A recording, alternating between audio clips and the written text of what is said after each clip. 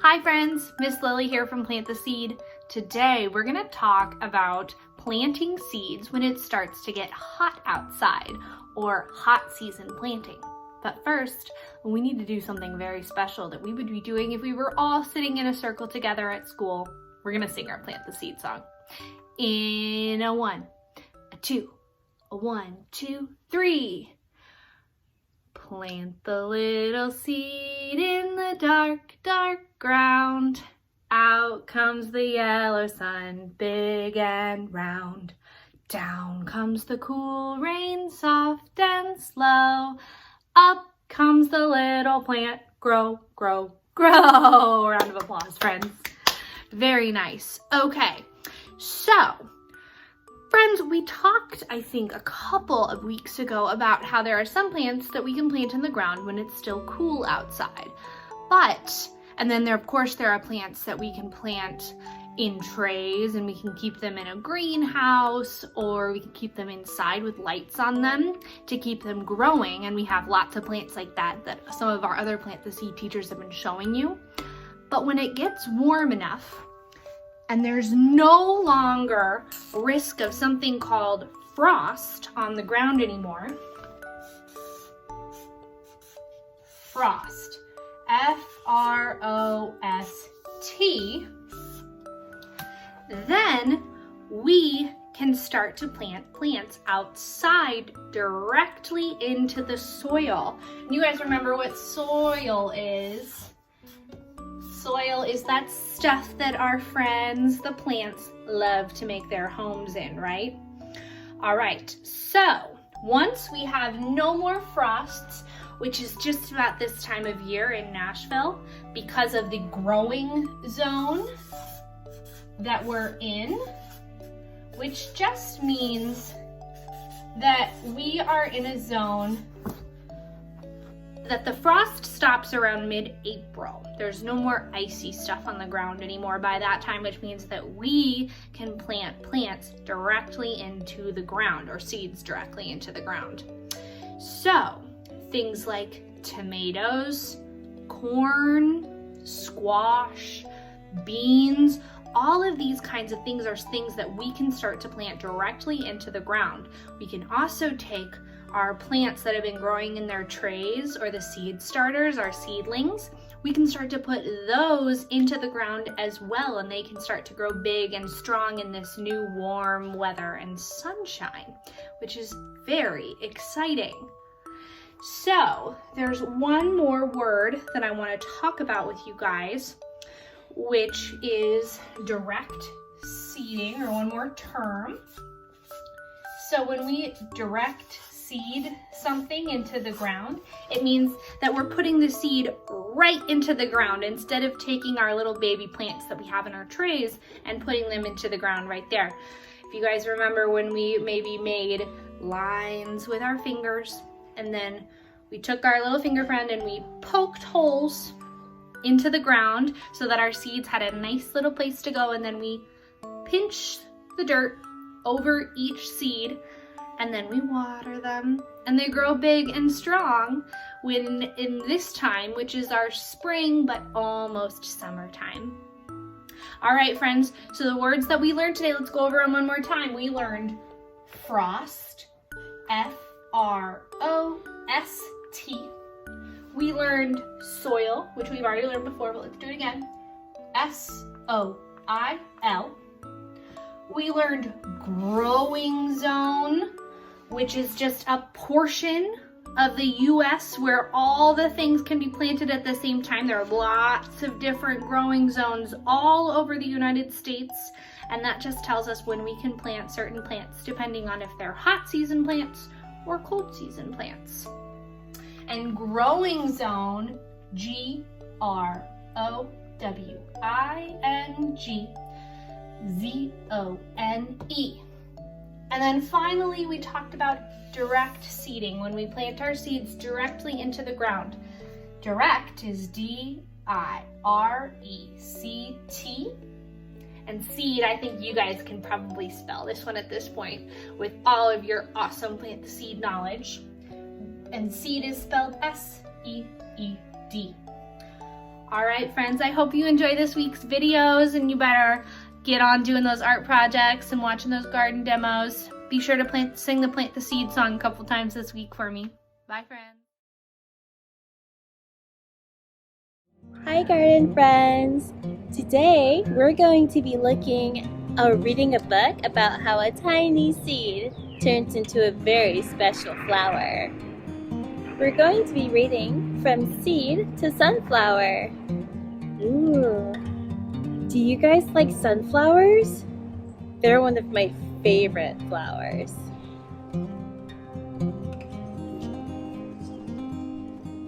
Wow.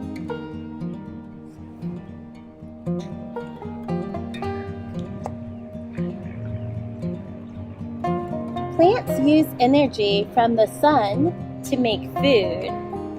Minerals in the soil also help plants to grow.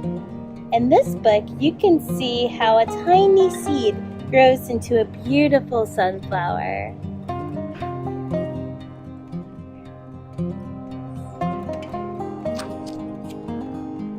In autumn, the seeds of fully grown sunflowers fall to the ground. A seed contains the tiny plant and the food the plant will need before it starts to grow. Have you guys ever seen a sunflower seed before? Do some of you guys eat them? I like to eat them.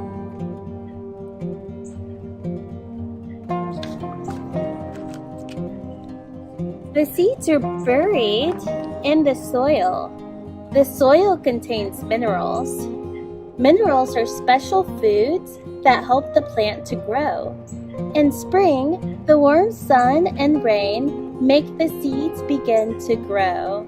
This is called germination. So a lot of the seeds that were planted in the winter or that fell to the ground in the winter, around now you can see them start to sprout. Just like this seed.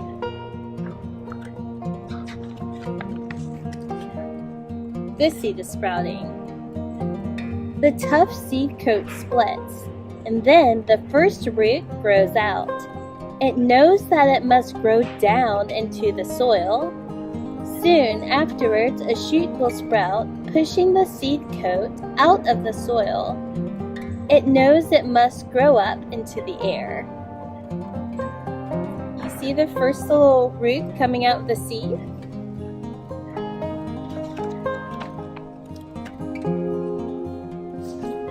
Food stored inside the seed helps the plant to grow. Smaller roots begin to sprout from the larger root. The roots collect minerals and water from the soil to feed the growing plant.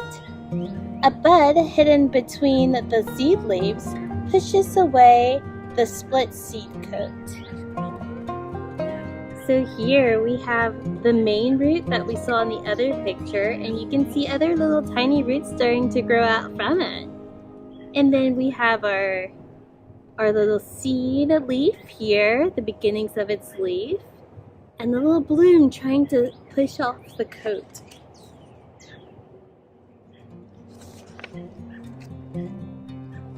The young sunflower grows taller and more leaves sprout.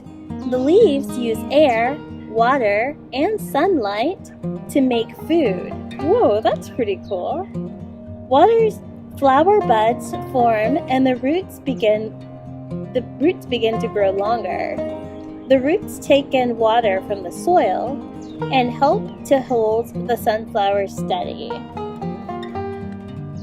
So roots not only help give sunflowers or any plants their food, but they also keep the plant in place.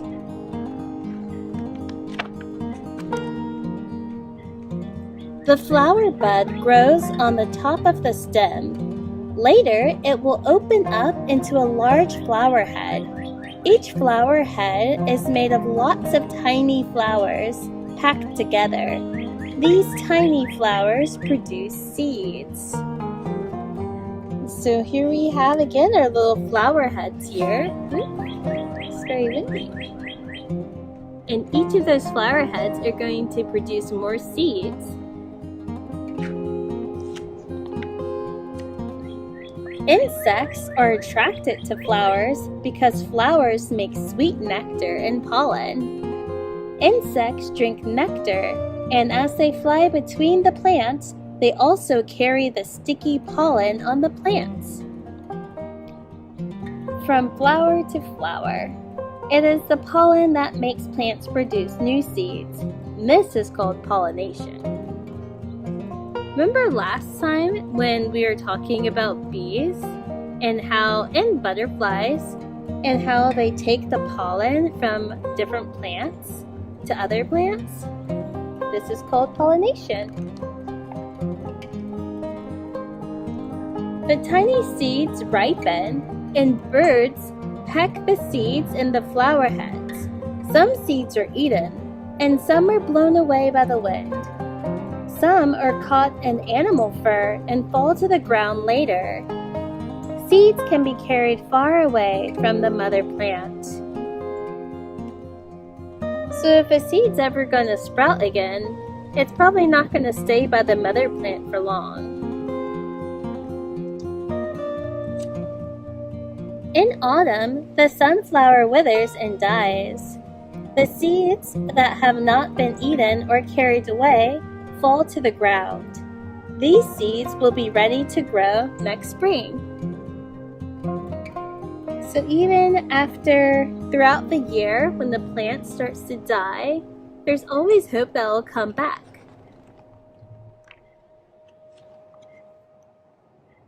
Like this is a seed that's falling to the ground. Thank you, friends. I hope you enjoyed the story. Bye.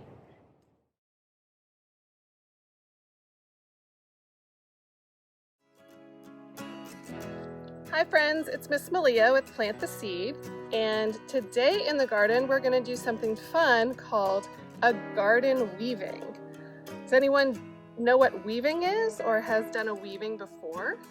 Well, today we're going to do it with some plants and things that you can find outside, either in your garden or if you go outside for a walk around your neighborhood. And I'm going to show you how to do that. So here are the items that we need. We are going to need a piece of cardboard. Any kind of cardboard will do. We're going to need some scissors and some twine or some string. And what I've done, you can also use some tape, but I'll show you how to use it if you don't have any tape. All right, so we're going to take our piece of cardboard, and you can see that I have cut slits along the side of it. So on mine, I cut 1, 2, 3, 4, 5. So I'm going to go ahead and safely, with my scissors, cut matching slits on the other side. So 1, 2, 3, 4, and 5. Okay. What I've also done is I've cut my string in 5 different pieces. So I'm going to take the first piece of string and I'm going to put it through the slit on this side of the cardboard and the slit, the matching slit, on the other end of the cardboard. So the back looks like this. And you can either use a piece of tape, or if you don't have a tape or you don't want to use tape, you can tie a little knot here to make sure that the string stays secure. Here we go. See, now it won't pull through. And you do that on the other side. You do that with each string all the way down.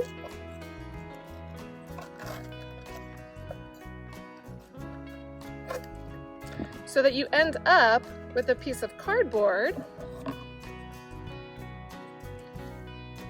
that looks like this. Now, as you can see on the back, I used tape for the first couple of strings, and then I decided I was going to try to work on my knotting skills and tied knots on the rest. Okay, so this right here we've just created is called a loom. and that is what you weave on. You weave on a loom. So this loom we're going to take and we're going to weave things that we have found from the garden in, okay? So you can see here that I have collected a bunch of different items from the garden, and I've cut them all kind of to about the same length, about this length. And what we're gonna do is we're gonna take our first item. You can put it in any order, be as creative as you like. And what we're gonna do is we're going to start to weave it. And weaving just means going in and out. So on this first one, I'm gonna go under, and then the next string I go over, over, under, over that string, and then under this last string here. Let's get that situated. There we go. So there's our very first piece. Now I think I'm going to add this dandelion. So on the next one, we want to do the opposite. This one we went under, so this time we go over. And then under. And then over. And then under. And over. This weaving is what we call dynamic because it's moving around. See how those the dandelion puffs are starting to blow their seeds off? Okay, and then you just keep working along in any order that you like. And you're just going to keep adding to your weaving, and each time you go next to the one you've just completed, you do the opposite. So remember, the dandelion, we went over the first string, so this time we'll go under that string. Under, over, under, over, under. And then you can push it up as tight as you want to that next piece there. All right? So I just went out and I picked a bunch of things that I saw. I picked some dandelion. I found some buttercups. You see that? It's starting to droop a little bit in the heat. The buttercups and some clover and just some sticks off the ground. You can find leaves. I found a cool part of a dried corn husk that I might add to it. So be as creative as you like and really enjoy it. Just spend time with it, enjoy it.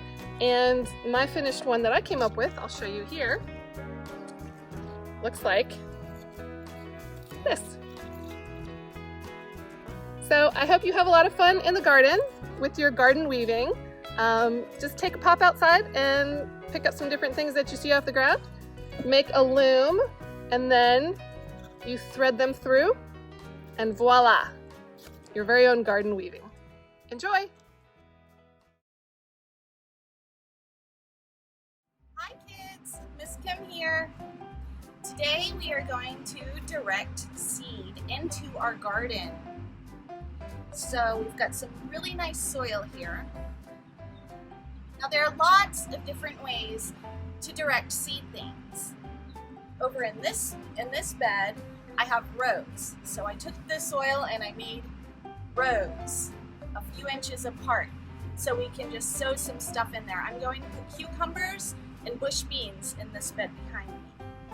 But today I want to talk about this way of growing, which is called the Three Sisters method. The Three Sisters method is a method that the Native Americans have been using since way before any of us were born. And they've been doing it, it works really well, it helps to feed all of the different crops.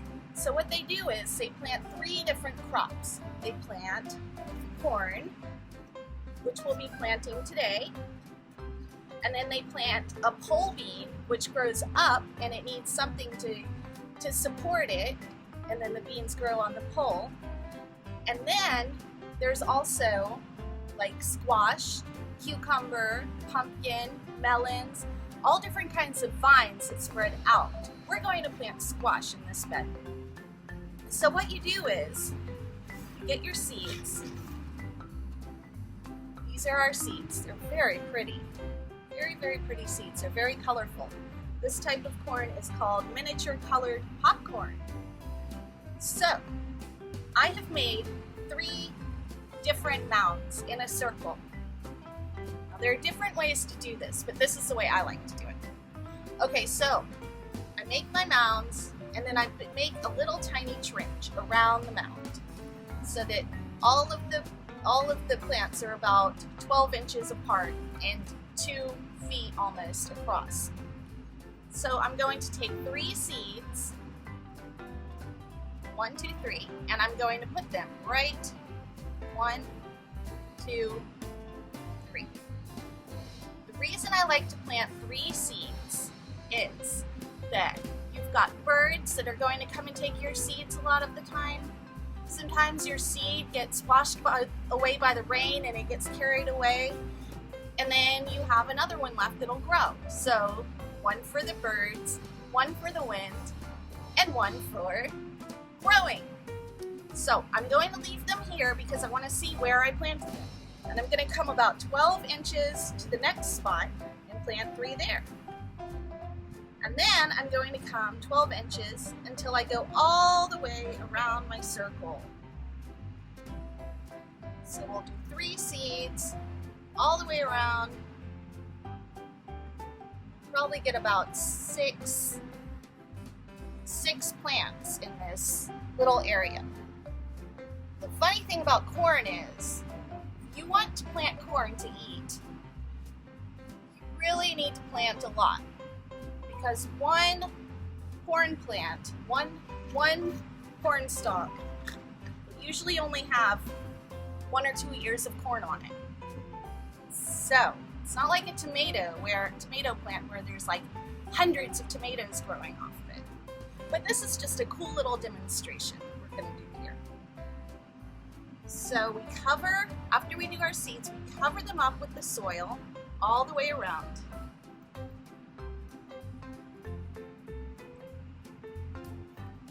Cover them up and we cover them up.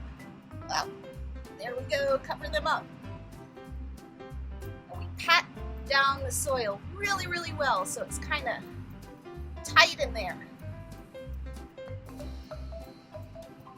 And then we tell the seeds, grow seeds, grow.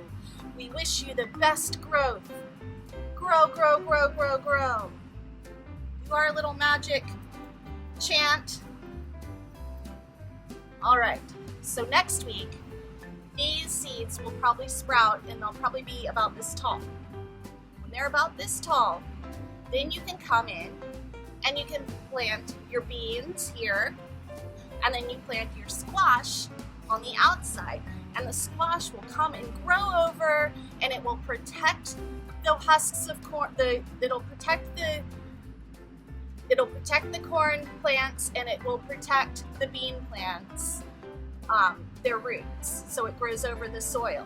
And the bean plants give the corn nitrogen, which corn really likes, because nitrogen helps the green parts of the plant to grow, like the leaves and the stems. So it'll help the corn to grow nice and tall. And the bean plants need the corn support to grow up. So let's see what happens with our Three Sisters garden. See you next week, kids.